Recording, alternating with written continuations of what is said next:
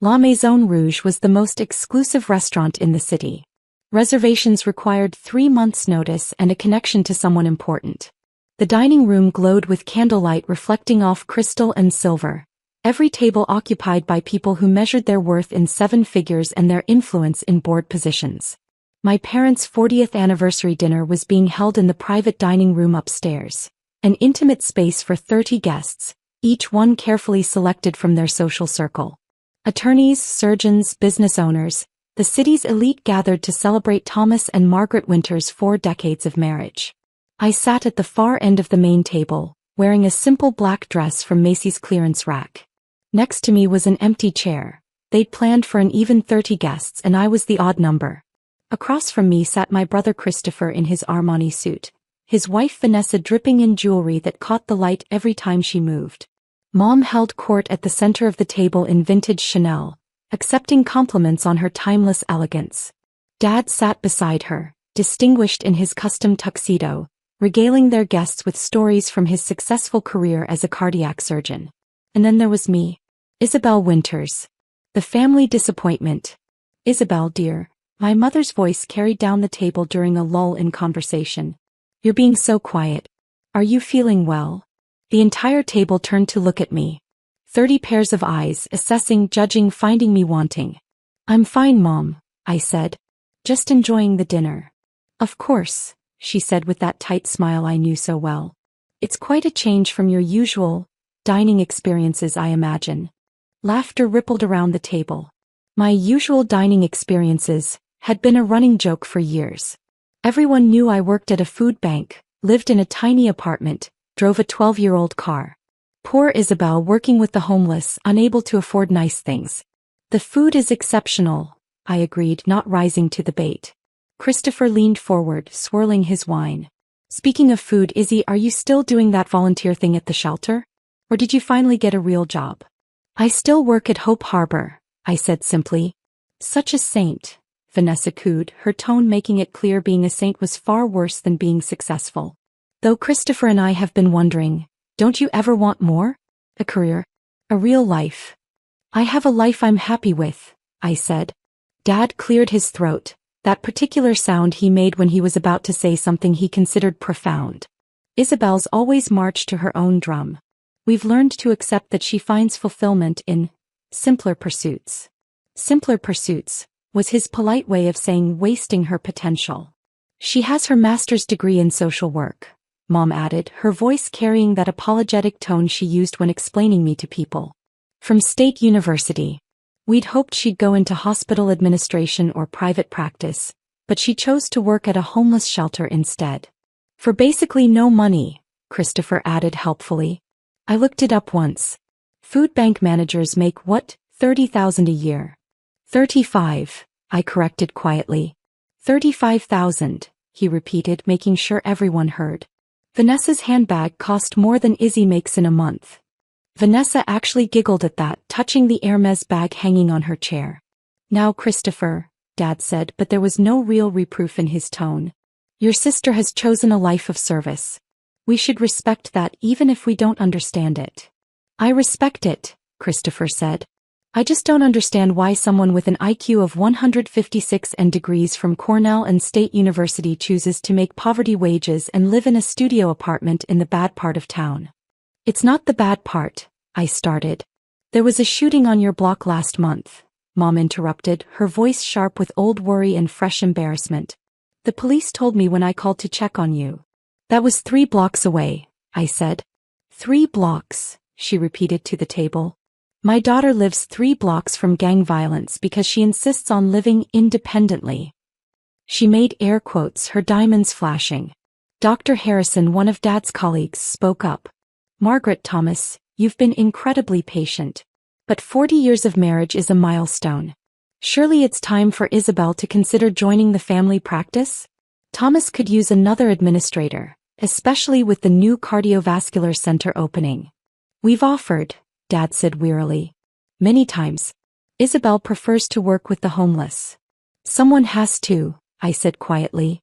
Yes, but does it have to be you? Mom's voice cracked slightly. You had such potential. Top of your class at Cornell. Graduated summa cum laude. We thought you'd do something significant. The word hung in the air. Significant. Meaning worthy of our social status. Meaning something we can brag about at dinner parties. Christopher seized the moment. Speaking of significant, Vanessa and I have an announcement. He stood, pulling Vanessa up beside him. As you all know, I was just promoted to senior partner at Morrison & Associates. At 35, I'm the youngest senior partner in the firm's history. Applause erupted around the table. Mom beamed. Dad raised his glass. To celebrate, Christopher continued, Vanessa and I have purchased our third property, a vacation home in the Hamptons. 6 bedrooms, ocean view, private beach access. We'd love to host everyone next summer. More applause. More congratulations. Vanessa showed photos on her phone, passing it around the table. When it reached me, I glanced at the images politely. It was beautiful, sprawling and luxurious, exactly the kind of place Christopher would buy. What do you think, Izzy? He asked, his voice carrying false warmth. Think you could take a week off from the soup kitchen to visit? It's a food bank, not a soup kitchen, I said. And it's lovely. Congratulations. We're very proud of Christopher, Dad said, standing now with his wine glass. Our son has built an impressive career. He's everything we hoped he'd be, successful, ambitious, generous with his family. The contrast was clear. Christopher was everything. I was nothing. In fact, Dad continued, Christopher's success is why your mother and I can retire comfortably. He's helped us with investments, financial planning, estate management. He's been the responsible child. I felt the words like physical blows, even though I'd heard variations of them for years. Mom stood as well, dabbing at her eyes. We're so grateful for the family Christopher has built with Vanessa. For the grandchildren they're planning to give us. For the legacy they're creating. The unspoken message was clear. I had built nothing. I was giving them nothing. I was no legacy at all. Now, Dad said, I believe it's time for gifts. Christopher. My brother pulled out an envelope from his jacket. Mom, Dad, Vanessa and I wanted to do something special for your 40th. So we've arranged a Mediterranean cruise. 30 days, first-class accommodations, every excursion included. All expenses paid. Mom actually squealed. She opened the envelope, pulling out glossy brochures and tickets. Christopher. This must have cost. Don't worry about the cost, he said smoothly. You're worth it. Both of you. The table erupted in praise for Christopher's generosity. Dad hugged him. Mom cried happy tears. Vanessa glowed with reflected glory. Then all eyes turned to me. Isabel. Mom said, her voice already apologetic. Did you bring something?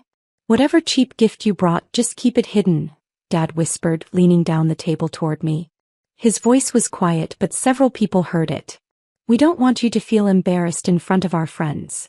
Mom nodded, touching his arm. Thomas is right, dear. You don't have to give us anything. Your presence is enough. But her tone suggested my presence was, in fact, not enough. Not nearly enough. Christopher smirked, settling back into his chair with the satisfaction of someone who'd already won. I reached into my bag, a worn leather satchel I'd carried for years, and pulled out a manila folder. Not wrapped in fancy paper, no ribbon, no gift bag. Just a simple folder. Actually, I said calmly, I did bring something special. I placed the folder on the table and slid it toward my parents. Mom looked at it with barely concealed disappointment. Isabel, you didn't have to. Open it, I said. Dad opened the folder carefully, like he was preparing to be disappointed. Mom leaned in to look. I watched their faces as they processed what they were seeing. The title was on the first page, printed in formal legal text, Property Deed and Transfer of Ownership. Dad's eyes scanned the document. His face went pale. This is the deed to La Maison Rouge. The restaurant. Mom whispered. The entire building, I corrected. The restaurant, the wine bar on the ground floor, the event space on the 3rd floor, and the 2 luxury apartments on the 4th floor. I purchased the property 6 months ago. Silence crashed over the table like a wave. You purchased. Dad couldn't finish the sentence. Christopher grabbed the folder, yanking it toward him. His eyes flew over the legal documents. This is fake. Has to be. Izzy can't even afford rent. Page 3 shows the purchase price, I said calmly. $18 million. Page 5 shows the current property value, approximately $23 million, given the restaurant's Michelin star rating and the recent downtown property boom. Vanessa snatched the papers from Christopher, her professional eye. She was a real estate attorney, immediately recognizing authentic legal documents. Her face went white. These are real. These are actual deed transfer documents. I don't understand, Mom breathed. Isabel, where would you get $18 million? Let me back up, I said, pulling out my phone. Because I think there's been some confusion about what I actually do. I opened my email and pulled up a document, then passed my phone down the table to my father. That's my actual job description. Not for Hope Harbor. For Winter Foundation. Dad took the phone with shaking hands. He read aloud, his voice stunned. Isabel Winters, founder and Phil Winter Foundation. Net assets under management, $2.8 billion. The table exploded. Billion, someone gasped. That's impossible, Christopher said. Page down, I told Dad. You'll see the foundation's mission statement and our programs. Dad scrolled, reading in a daze. Winter Foundation provides comprehensive services to homeless populations including food security, housing assistance, job training, medical care and mental health services. Operating in 47 cities across 12 states. Annual budget, $320 million. I do work at Hope Harbor, I explained as every eye in the room fixed on me. But not as an employee. Hope Harbor is one of 73 food banks and shelters that Winter Foundation owns and operates. I was there today doing a site inspection and volunteering in the kitchen because I believe in leading by example. Mom's mouth opened and closed soundlessly. 8 years ago, I continued, Grandma Catherine left me her estate. Not Christopher. Me.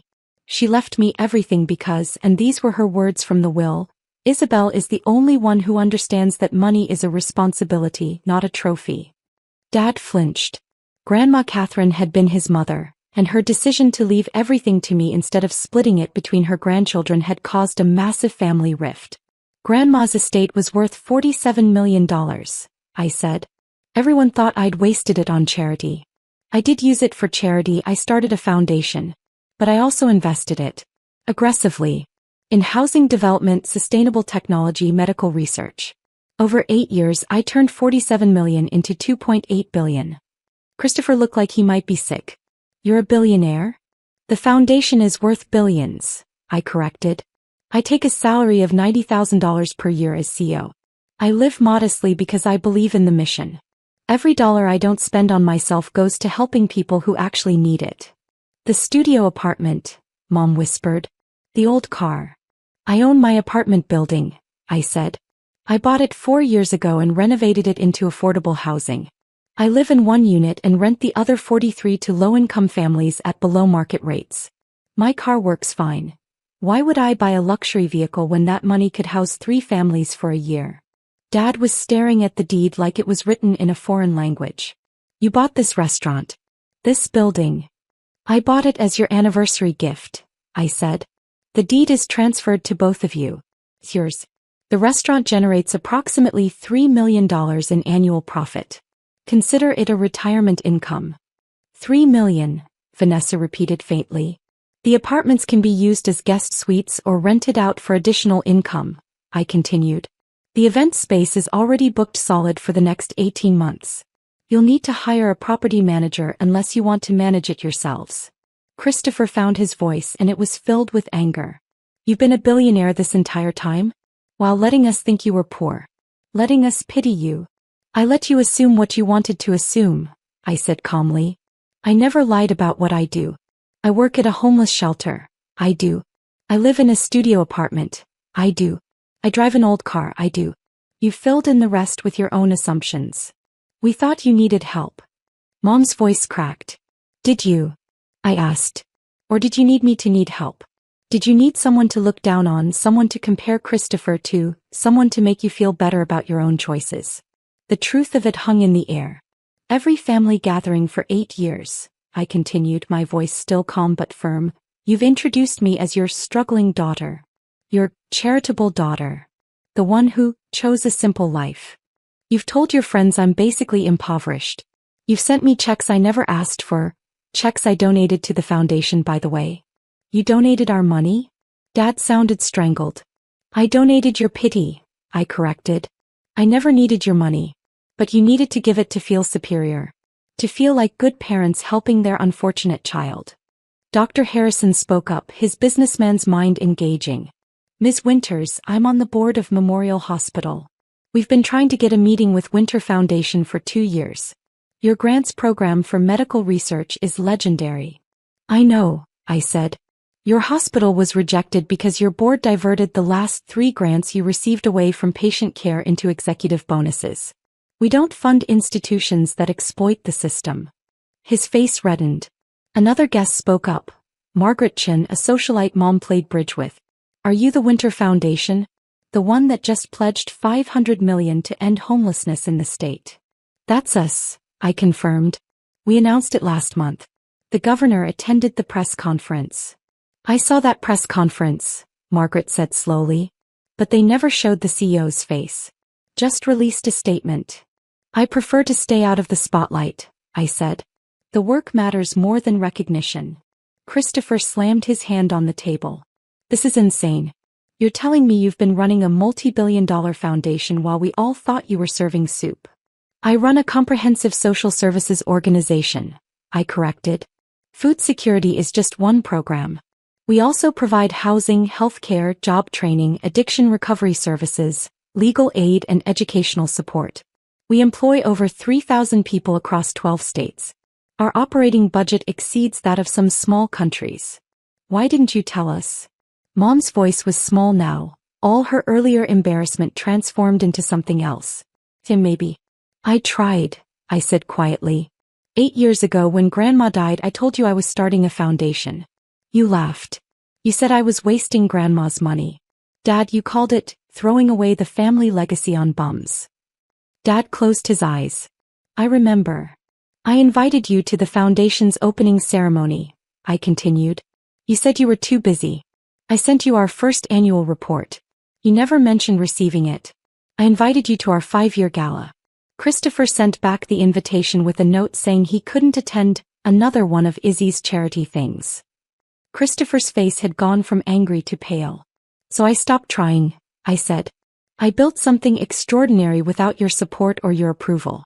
I've helped over 200,000 people get off the streets. I've reunited 4,000 children with stable housing. I've funded medical research that's led to 3 breakthrough treatments. I've created jobs and hope in futures. I pulled out another document from my bag. And I've been recognized for it. That's the Presidential Service Medal I received last year. That's the Humanitarian Award from the United Nations. That's the honorary doctorate from Harvard for my work in social innovation. I laid each certificate on the table. My parents stared at them like artifacts from another world. You met the president? Mom whispered. Twice, I said.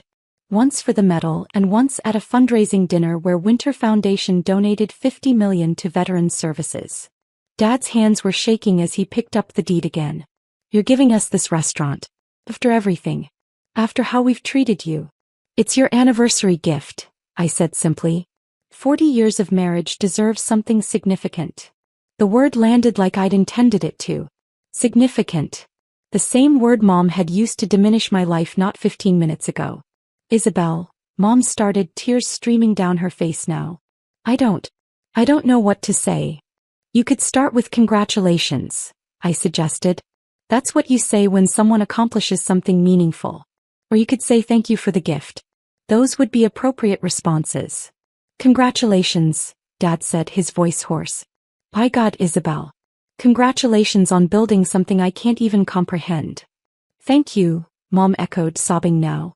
Thank you for this gift we don't deserve. Christopher stood abruptly, his chair scraping back. I need air. He walked out of the private dining room, Vanessa hurrying after him. The other guests sat in stunned silence, processing the complete reversal of everything they'd believed about the Winters family dynamics. Dr. Harrison spoke first. Thomas, Margaret, your daughter is extraordinary. I hope you realize that. We're beginning to, Dad said quietly. I stood, smoothing my clearance rack dress. I should go. I have an early meeting tomorrow with the city council about expanding our housing program. Wait, Mom said, reaching for my hand. Please don't leave. Not like this. Like what? I asked. With us having just realized how terribly we've failed you, she said. How completely we've misunderstood everything about your life. I looked at her hand on mine. You haven't failed me, Mom. I succeeded despite you, not because of you. There's a difference. Let us try, Dad said, standing now. Let us learn about your work. Really learn. Come to Sunday dinner. Bring your annual report. Tell us about the foundation. Why? I asked. So you can brag about it to your friends. Look, our daughter runs a $1 billion foundation. So I can be the new trophy to replace Christopher. No, Dad said firmly. So we can know our daughter. The real one. Not the version we invented in our heads. I studied his face. He looked older suddenly, the weight of his assumptions and judgments showing in new lines around his eyes. Okay, I said finally. Sunday dinner. But at my place. I want you to see how I actually live. See the community I've built. Meet the families I work with. Your studio apartment? Mom asked hesitantly. Pie building, I corrected. And the neighborhood. The community center we opened last year. The job training facility. The medical clinic. All part of the foundation's integrated support system. We'll be there, Dad promised. I picked up my worn leather bag. The restaurant deed has instructions for property management. The current manager is excellent. I recommend keeping her on. She's increased profits by 40% since I acquired the building. You're not taking it back? Mom asked. After how we treated you tonight? It's a gift, I said simply. I don't give gifts with conditions. What you do with it is your choice. Sell it if you want. Keep it. Whatever brings you joy. We'll keep it, Dad said. And Isabel? I'm sorry. For all of it. For every dismissive comment, every assumption, every time we made you feel less than. You're not less than. You're more than I ever imagined. I nodded, not quite ready to accept the apology but acknowledging it. See you Sunday. As I walked out of La Maison Rouge, I heard the private dining room erupt in conversation behind me. Let them process it. Let them rewrite their understanding of who I was. I had work to do. My phone buzzed with a text from my program director. Homeless count tonight. Need extra volunteers at the downtown shelter. I texted back. On my way. Give me 20 minutes. Because that was the truth of my life. I didn't buy restaurants to prove a point or make my parents feel small. I bought them because they were good investments that generated income one could funnel back into the foundation. I didn't live modestly to make some philosophical statement. I lived modestly because every dollar I saved was a dollar that could change someone's life. I'd built something significant, not for recognition or approval but because people were suffering and I had the resources to help. And if my family finally understood that, good. If they didn't, I'd still wake up tomorrow and do the work. Because that's what significance actually meant.